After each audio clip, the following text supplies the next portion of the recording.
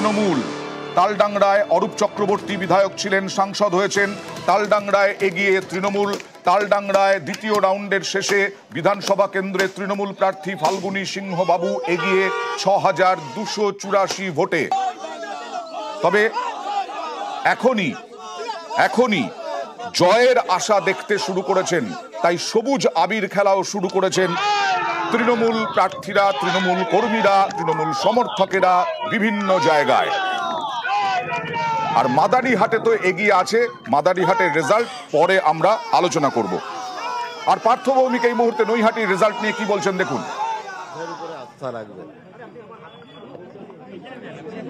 নির্বাচনের আগের ২ মাস লাগাতার যে অপপ্রচার, বিভিন্ন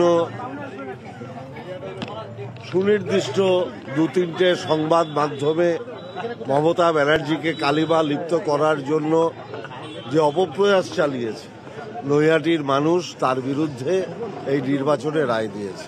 আমি নৈহাটির মামাটি মানুষকে নতজানু হয়ে আমার প্রণাম জ্ঞাপন করছি।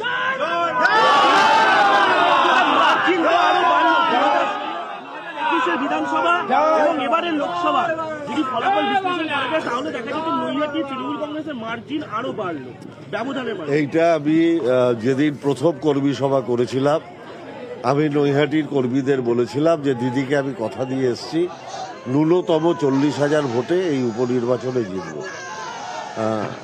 আমাদের দলের কর্মীরা নিচু তলায় অক্লান্ত পরিশ্রম করেছে, প্রত্যেকটা মানুষের বাড়িতে একবারের জায়গায় 10 বার গেছে এবং নৈহাটির মানুষ মমতা ব্যানার্জির উপরে আস্থা রেখেছে। এটা কি উন্নয়নমূলক প্রকল্পের জন্য এই জয়? রাজ্য সরকারের একাধিক প্রকল্প 100 বার। আমি তো নির্বাচনের আগেই বলেছিলাম যে আমি স্থিরভাবে বিশ্বাস করি যে বাংলার মাননীয় মুখ্যমন্ত্রী মমতা বন্দ্যোপাধ্যায় যে কাজ করেছেন, নিশ্চিতভাবে নৈহাটির মানুষ তার উপরে আস্থা রাখবে।